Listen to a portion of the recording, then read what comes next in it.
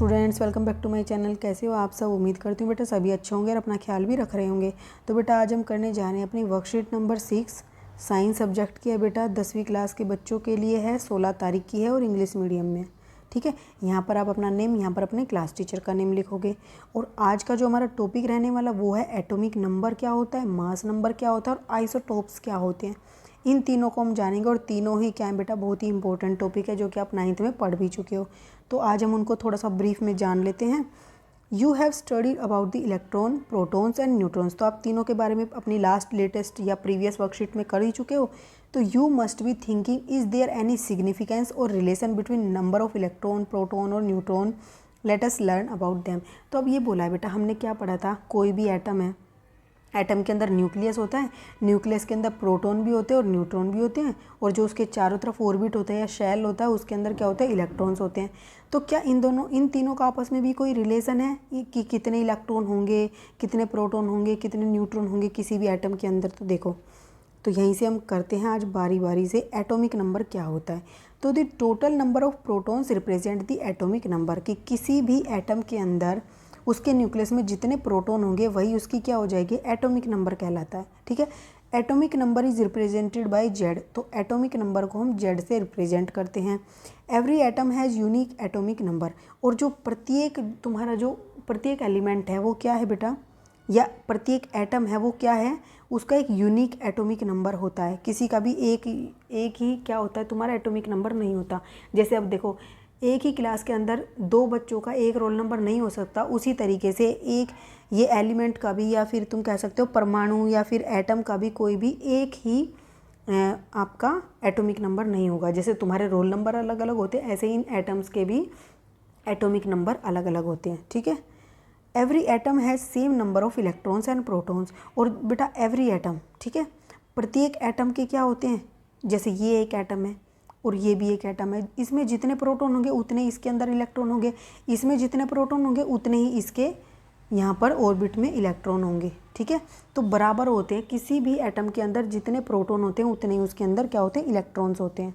ठीक है, अब यहाँ पर देखो एग्जाम्पल्स, सोडियम है, जैसे सोडियम हैज़ एटॉमिक नंबर 11। इसका मतलब क्या हो गया, 11 प्रोटॉन्स होंगे उसमें और 11 ही न्यूट्रॉन्स इलेक्ट्रॉन्स होंगे।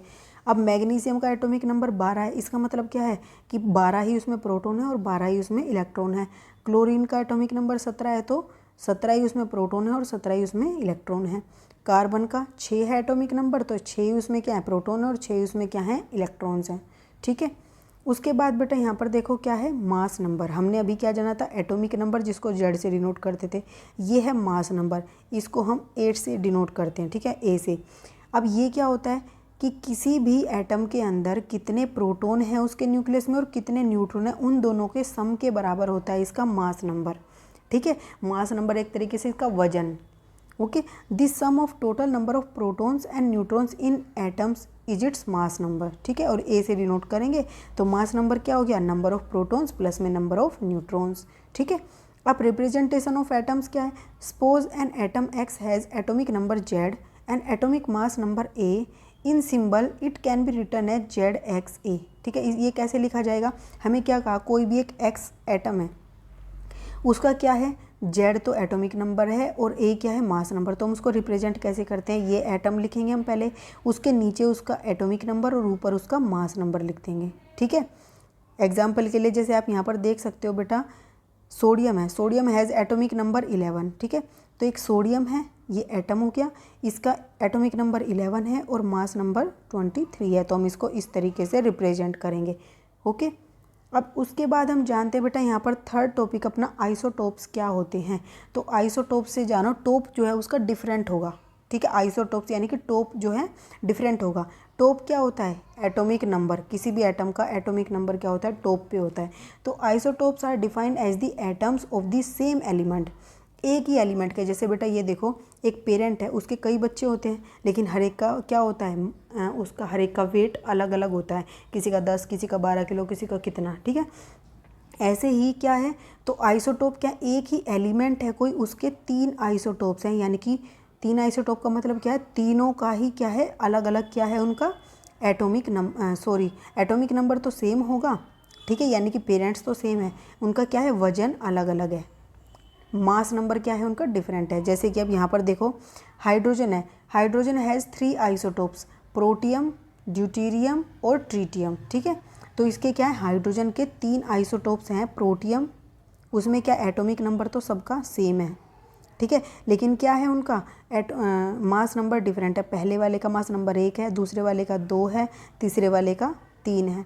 अब क्लोरीन हैज़ 2 आइसोटोप्स, ठीक है, क्लोरीन के क्या है 2 हैं। कौन कौन से, क्लोरीन का एटॉमिक नंबर तो 17 सेम रहेगा, लेकिन ऊपर का जो मास नंबर है वो अलग अलग हो गया। ऐसे ही कार्बन है, कार्बन के भी 2 आइसोटोप्स हैं, यानी कि एक का मास नंबर 12 होता है और एक का क्या होता है 14 होता है। यानी कि बेटा ये हमें नेचर में, प्रकृति में ये चीज़ें एलिमेंट्स मिलते हैं। तो हमने 2 तरीके के एलिमेंट्स देखे, कार्बन के 2 रूप देखे, एक में जिसका मास अलग था और दूसरे का मास अलग था, ठीक है। अब इनका यूज कहाँ होता है, some usages of isotopes, an isotope of uranium is used as a fuel in nuclear reactor. जो आइसोटोप होता है यूरेनियम का, यूरेनियम के आइसोटोप क्या है 234 और यूरेनियम 238। अब ये तो सेम होता है नीचे वाला, तो इसलिए हम इसको लिखते भी नहीं है कई बार। तो ये 2 तरीके के आइसोटोप्स हैं इसके, जिनका उपयोग हम न्यूक्लियर रिएक्टर्स के अंदर करते हैं, ठीक है, कैसे, फ्यूल के रूप में, ओके। जैसे जहाँ से हम एटम वगैरह बनाते हैं, एटम बॉम्ब वगैरह, तो वहाँ पर इनका इस्तेमाल होता है। अब N isotope of cobalt is used in the treatment of cancer, ठीक है। तो जो आइसोटोप होते हैं कोबाल्ट के, वो किस में यूज होते हैं, कैंसर के ट्रीटमेंट में, ठीक है, बीमारी के ट्रीटमेंट में। एन आइसोटोप आयोडीन, और बेटा जो आयोडीन है जो तुम्हारे नमक में भी पाया जाता है, उस आयोडीन के आइसोटोप का यूज कहाँ पर होता है, उसके एक आइसोटोप का यूज होता है घेंगे की जो बीमारी होती है उसको दूर करने में, ठीक है। अब हम इसके करते हैं बेटा क्वेश्चन आंसर। फर्स्ट देखो क्या है, fill in the blanks, dash is equal to the number of proton in an atom. तो क्या होगा बेटा, एटॉमिक नंबर किसके बराबर होता है, एटॉमिक नंबर तुम्हारा प्रोटोन के नंबर ऑफ प्रोटोन के बराबर होता है, ठीक है, यहाँ पे लिख दोगे। फिर dash is equal to the sum of, sum किसके बराबर होता है, मास नंबर के, ठीक है, किसके बराबर होता है, mass number is equal to the sum of proton and neutron. Dash are the atoms of the same element. अब बेटा देखो क्या होते हैं, आइसोटोप्स आएगा यहाँ पर, ठीक है, क्या आएगा, आइसोटोप्स। आइसोटोप्स क्या होते हैं, isotopes are the atoms of same element के होते हैं, ठीक है, रूप होते हैं अलग अलग, जिसमें क्या होता है, एटॉमिक नंबर सेम होता है और मास नंबर डिफरेंट होता है। हाइड्रोजन हैज़ 3 आइसोटोप्स, कौन कौन से होते हैं बेटा, देखो कौन कौन से होते हैं, हमने अभी किया था यहाँ पे, यहाँ से आप लिख लो ना, प्रोटियम, ड्यूटेरियम और ट्रिटियम, ये लिख दोगे आप उसमें, ठीक है। नेक्स्ट है तुम्हारा यहाँ पर atomic number is represented by the symbol Z और मास number is represented by the symbol A। An atom has 11 proton and 12 neutron. देखो किसी एक एटम के अंदर क्या है, एक एटम है उसके अंदर क्या है, उसके प्रोटॉन तो इतने हैं और उसमें न्यूट्रॉन कितने हैं, सॉरी प्रोटॉन कितने हैं उसमें 11, न्यूट्रॉन कितने हैं उसमें 12 हैं। तो एटॉमिक नंबर क्या हो जाएगा बेटा उसका, एटॉमिक नंबर तो न्यूट्रॉन प्लस में प्रोटॉन होता है, न्यूट्रॉन 11 है, सॉरी 12 है और प्रोटॉन 11 है, तो टोटल कितने हो गए 23। इसका एटॉमिक नंबर क्या हो गया 23 हो जाएगा, ठीक है। ये थी आपकी आज की वर्कशीट बेटा, जनरल थी, समझने वाली थी, थोड़ा सा याद करोगे तो सारे याद हो जाएंगे और कंफ्यूज भी होते हैं, जितना आसान टॉपिक है उतने ज़्यादा इसमें कंफ्यूज भी होते हैं, तो अच्छे से समझना है इसको, चाहे दोबारा देख लेना, ठीक है। और समझ आए तो प्लीज़ वीडियो को लाइक से जरूर कर देना। इस वीडियो में इतने, अपना नेक्स्ट टॉपिक जो होगा नेक्स्ट वीडियो में करेंगे, तब तक के लिए ऐसे हंसते रहिए, मुस्कुराते रहिए, पढ़ते रहिए और आगे बढ़ते रहिए।